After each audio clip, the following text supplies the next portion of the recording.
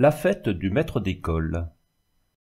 Si jamais Magister ressembla au personnage qu'on a coutume de peindre quand on veut représenter le chef de quelque pauvre petite école de campagne, ce fut sans contredit ce vieux monsieur Bidart, qui le premier eut la patience de me faire apprendre et réciter « J'aime, tu aimes, il aime, 2 fois 2, 4, 3 fois 3, 9 » et qui le premier perdit son temps et sa peine à inaugurer chaque page neuve de mes cahiers par un bel exemple de coulée ou d'anglaise, que je prétendais avoir recopié quand j'avais outrageusement chamarré de traits diffus et informes le reste de la feuille.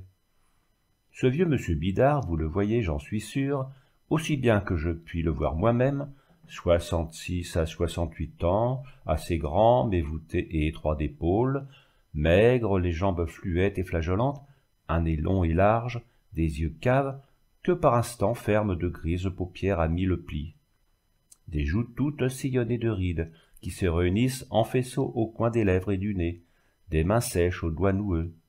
Vous voyez sur le col haut et épais de sa grande redingote olivâtre, à boutons de corne, tomber quelques mèches de cheveux blancs, s'échappant de dessous le bonnet noir, tortueusement pointu, qui lui couvre les oreilles et les sourcils. Vous voyez le gilet taillé dans quelque drap terne, évasé par le bas, laissant voir le pont du pantalon que l'usure a lustré, et de chaque côté duquel se montre une patte de bretelles de cuir. Vous voyez l'antique cravate de soie éraillée, tournant 2 ou 3 fois autour du cou et finissant par un petit nœud en papillon. Vous voyez la grande clé de montre en laiton estampée, pendant à une ganse de filoselle verte, sous une des basques du gilet. Enfin les souliers à boucles d'acier, quelque peu rouillés, qui découvrent sur le coup de pied un grossier bas de laine bleu. Vous surprenez par exemple monsieur Bidart se promenant dans sa classe, à pas lents, les genoux fléchissants, les mains derrière le dos, avançant obliquement la tête pour regarder à droite, pour inspecter à gauche par-dessous ses lunettes relevées, qui miroitent vaguement et semblent lui donner 2 gros yeux louches de plus.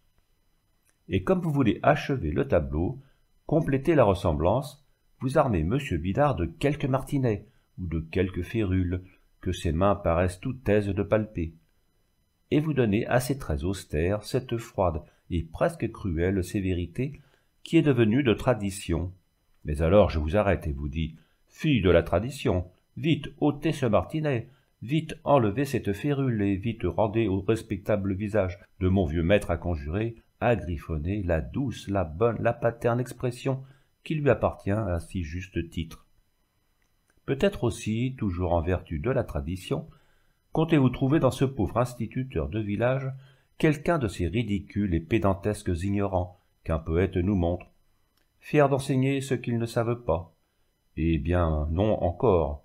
Plût à Dieu que pour ma part j'eusse pris monsieur Bidart tout ce qu'il était à même de me donner, et su apprendre aussi bien qu'il savait enseigner. Mais c'est moins de l'homme instruit que de l'homme bon que je veux vous parler. Revenons à l'homme bon. Oh oui, bon, trop bon, 1000 fois trop bon. Car la bonté est telle de mise avec une légion d'espiègles, de mutins, de musards, qui semblent avoir pour unique souci de chercher le moyen par lequel échapper à toute contrainte, à toute discipline, à toute application.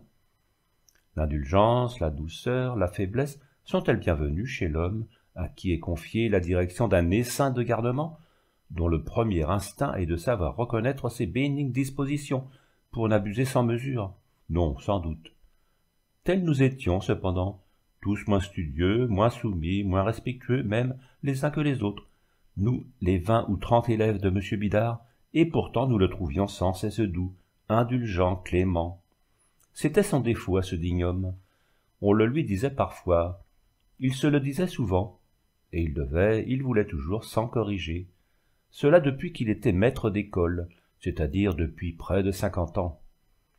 Dieu sait s'il pouvait y avoir chance de guérison, alors que le mal avait résisté aux attaques de 6 ou 8 incapables de générations d'écoliers. Et pourtant M. Bidart ne désespérait pas de secouer cette maudite faiblesse, qui avait fait de son existence une longue suite de tracas, de tribulations. C'était même à la seule certitude de savoir s'y soustraire prochainement, par une énergique réaction contre son caractère, qu'il avait toujours dû de supporter avec une patience surhumaine son insupportable martyre. Tous les jours, à tous les instants, depuis tantôt un demi-siècle, le brave M. Bidart répétait à part soi, et aussi comme une menace à l'adresse de ses tourmenteurs. « Jusqu'à présent, j'ai été trop endurant, trop tolérant, mais c'est fini, je promets bien qu'on ne m'y prendra plus. » Et on l'y prenait toujours, et l'effet de la promesse était toujours envoyé aux douteuses probabilités de l'avenir. À 15 ou 16 ans, M. Bidart avait embrassé l'enseignement par amour pour les enfants, et bien qu'ayant de tout temps reconnu que dans l'intérêt des enfants eux-mêmes, il fallait user avec eux sinon d'une excessive rigueur, au moins d'une judicieuse fermeté, il n'avait jamais trouvé en lui la force nécessaire à la mise en pratique de la méthode qu'il jugeait sage. Que voulez-vous, M. Bidart était ainsi fait, que les larmes ou même la simple mine affligée d'un enfant le bouleversaient, le mettaient hors de lui. Le moyen avec cela de n'être pas l'éternel souffre-douleur de ces impitoyables créatures, qui ne sont guère traitables par la mansuétude qu'à la condition que ce ne soit du moins en apparence qu'un relâche de la sévérité. Ce que M. Bidart ne se lassait pas de contempler avec une sorte d'extase délicieuse, c'était l'enfance riante, insoucieuse, tout au bonheur de l'heure présente et à la belle espérance de l'heure qui vient. Mais l'enfant triste, éploré, inquiète, il n'en pouvait supporter la vue ni même l'idée, et bien moins encore quand il se sentait l'auteur de sa tristesse, de ses pleurs, de son inquiétude. C'est à cette profonde et incurable sensibilité que M. Bidart devait tous les tourments, mais aussi toutes les joies de sa vie. Car vous pensez bien que sans quelques vives joies, faisant compensation, il n'aurait pas fourni une aussi longue carrière. Savez-vous d'ailleurs ce qui arrivait 20 fois pour une? Il arrivait qu'au moment où elle le voyait prêt à formuler sa menaçante promesse, qu'il faisait toujours précéder d'une bienveillante exhortation, la troupe endiablée paraissait aussitôt s'amender en masse. Et M. Bidart, qui de son purgatoire, pour ne pas dire de son enfer tout hanté d'agaçants démons, se trouvait soudain comme transporté au milieu d'une légion de petits saints. Tout conflit de docilité, d'attention, d'excellent vouloir, M. Bidart attendri, répudiait sans hésiter la foi qu'il était sur le point d'accorder au système des rigueurs. Puis tout fier d'un résultat, hélas, bien mensonger, il se disait et même laissait naïvement entendre aux prétendus convertis que le plus sûr empire était encore celui qui s'établissait par la douceur. Et dans un instant d'heureuse illusion, le digne homme oubliait bien des heures de déboire et de mécompte. En somme, cependant, si déplorables que pussent être pour lui-même les conséquences de sa patience, cette débonnaire façon de procéder avait eu pour effet de gagner sincèrement à M. Bidart autant de cœur qu'il était entré d'élèves dans sa classe. Pas un homme dans le pays, qui autrefois écolier chez lui, ne professa pour M. Bidart le plus affectueux respect, et ne lui témoigna à l'occasion, principalement en montrant une véritable contrition des méfaits jadis commis envers lui. Pas un enfant encore dans sa classe qui ne se fût, comme on dit, jeté au feu pour le vieux maître. Un jour, il m'en souvient, pendant une promenade que nous étions allés faire avec lui à quelque distance du village, et comme nous nous trouvions au milieu d'un bois, le brave homme fit un faux pas, tomba et ne se releva que pour reconnaître qu'il ne pourrait aller plus loin. Il venait de se fouler le pied, à tel point qu'il lui suffisait de vouloir s'appuyer légèrement dessus pour ressentir la plus insupportable douleur. Si vous eussiez vu alors la désolation où cet accident nous jeta tous, c'étaient des cris, des pleurs. Le pauvre M. Bidart ne savait auquel remontrer qu'il n'y avait pas motif à de pareilles lamentations, et que du moment où il aurait pu regagner sa maison, il en serait quitte pour rester pendant quelques jours sur son fauteuil. Encore fallait-il la regagner, cette maison, et M. Bidart était hors d'état de faire un pas. On parla de dépêcher l'un de nous à la ferme voisine, ou même au village pour qu'on vînt avec une charrette. Mais tout en attaquant déjà de son couteau une forte branche de chêne, « C'est inutile » cria l'un des grands, et avant même qu'il se fût expliqué, chacun l'avait compris, chacun était en besogne. Si vous eussiez alors entendu craquer les branchages, si vous eussiez vu l'industrie, l'activité de tout ce petit monde qui taillait, qui tressait, qui nouait. Un quart d'heure plus tard, le vieillard était commodément installé sur une sorte de chaise, reposant sur le carré, formé par deux croix parallèles, dont les 8 branches devaient donner place à autant de porteurs. Et ce fut à qui prendrait une de ces places. Et tout le temps du trajet, qui fut long, il n'y eut pas d'exemple qu'un des porteurs eût été relayé sur sa demande. La sueur coulait, les poitrines haletaient, et l'on affirmait qu'on n'était point là.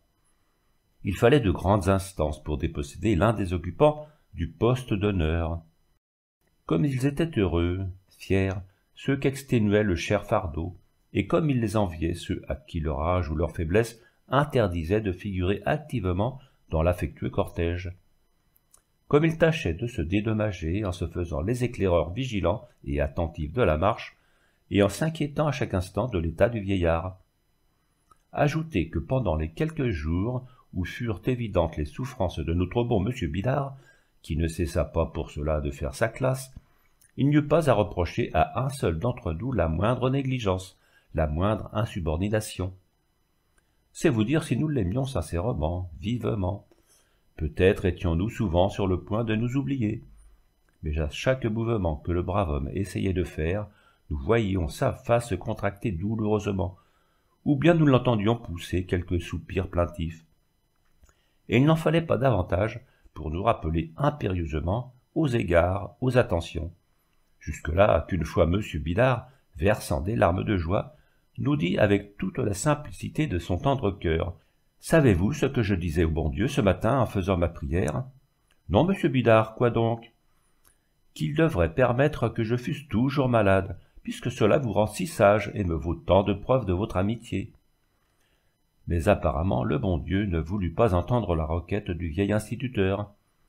Il ne tarda pas à lui rendre la santé, avec laquelle reparurent l'indocilité, la distraction, voire même l'irrévérence de ses élèves.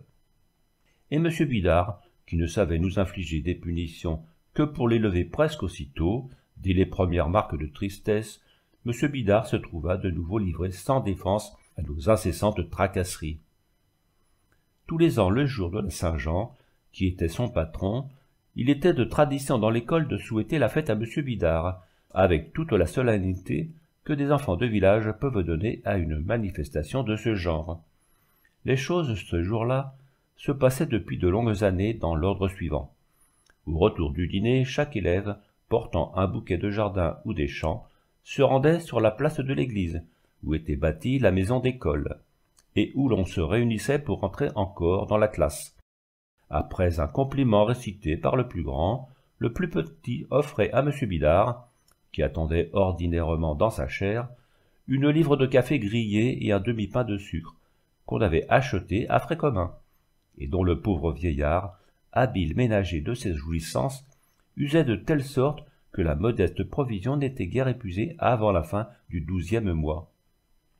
Le compliment dit, les fleurs données, le cadeau offert, M. Bidart, qui n'avait jamais les yeux secs en ce moment, embrassait tous ses élèves, l'un après l'autre, et la porte de la classe, donnant sur le jardin, était ouverte pour toute l'après-midi, qui se passait en jeu, auquel le maître prenait part, et en récit qu'il faisait.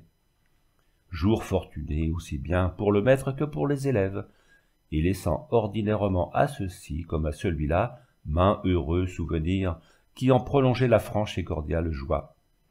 Or une année, à quelles épreuves Dieu bon, n'avions-nous pas soumis pendant les jours précédents la robuste patience du vénérable instituteur? Je n'ose pas m'en souvenir. Une année, dis-je, tout avait été combiné, préparé, disposé, selon l'usage pour la célébration de la fête de M. Bidart. Nous nous réunissons, nous entrons deux par deux, armés de nos bouquets, et gardant au milieu du bruit tumultueux de nos pas le silence ému d'une douce appréhension. Le plus grand s'avance vers la chaire où est assis M. Bidart, qui fait mine de ne pas nous entendre, absorbé qu'il semble être par quelque travail appliquant sur lequel il est penché. « Cher et respectable précepteur, dit le doyen de la classe, qui a fait provision d'éloquence rimée dans quelque manuel spécial. Le jour de votre fête est pour nous un beau jour, puisque pour tous offrir nos souhaits, notre amour, nos cœurs... »« Hein, quoi? Qu'est-ce que vous dites ?» interrompit tout à coup M. Bidart, qui seulement alors parut s'apercevoir de notre présence, et releva la tête pour nous montrer de travers le visage le plus ironiquement rechigné qu'il soit possible de voir. « Ne parlez-vous pas de ma fête ? En effet, je crois que c'est aujourd'hui. Mais qu'est-ce que cela peut vous faire à vous? Rien, assurément. Puis, qu'est-ce que vous me contez encore? Des souhaits, de l'amour, qu'est-ce que cela signifie? Quels vœux peuvent faire pour leur maître des élèves de votre nature? Que lui souhaiterait-il, sinon la continuation des soucis qu'il lui cause tous les jours? De l'amour? Et mon Dieu, où prenez-vous que vous ayez de l'amour pour moi? Où en sont les marques? Est-ce dans votre conduite de ces derniers jours? Est-ce qu'on chagrine? Est-ce qu'on tourmente ceux que l'on aime? Est-ce qu'on leur désobéit? Est-ce qu'on leur manque de respect? Vous qui faites toutes ces vilaines, toutes ces méchantes choses, ne parlez pas, non, ne parlez pas d'amour, je vous le défends. Vous alliez aussi mettre en avant vos cœurs, et ce ne sont que de mauvais cœurs, puisqu'ils ont si peu d'égard pour mon pauvre vieux cœur attristé. Mais qu'est-ce que je vois donc dans vos mains? Des fleurs? Ah, ce n'est pas pour moi, je suppose. Ces roses qui signifient beauté, ces marguerites qui signifient jeunesse innocente. Voudraient-elles par hasard me témoigner que, jeunes et innocents, vous devez me donner de beaux jours? Ah, comme je leur crierais, taisez-vous, menteuse, taisez-vous! En parlant ainsi, M. Bidart, dont l'expression railleuse était devenue de plus en plus âpre et mordante, avait pris comme machinalement sous son pupitre, où il était censé le gêner, 2 paquets de formes et de volumes identiques à ceux que portait le plus petit des élèves, et les avait placés, comme machinalement encore, sur un des rebords latéraux de sa chaire. Ce qui signifiait clairement qu'en même temps qu'il répudiait la sincérité de nos vœux et refusait nos bouquets, il n'avait que faire non plus des présents d'autre nature que nous comptions lui offrir. Nous nous entre-regardions interdits, les yeux écarquillés, la bouche béante, les bras ballants, comme des gens devant qui se produit quelque terrifiant prodige. « Allons, allons, reprit brusquement M. Bidart d'une voix sourde, que nous ne lui connaissions pas encore. Laissons tout cela. À vos bancs, messieurs, et travaillons. » Malgré ce formel commandement, nous restions tous immobiles, car aucun de nous ne pouvait se résoudre à croire sérieux l'étrange accueil que M. Bidart venait de faire à notre affectueuse démonstration. Mais M. Bidart ajouta, en frappant 2 ou 3 coups d'une règle qu'il tenait à la main sur la caisse sonore de son pupitre. « Eh bien, ne m'a-t-on pas entendu ?» Il n'y avait plus alors le moindre doute à conserver sur ces dispositions.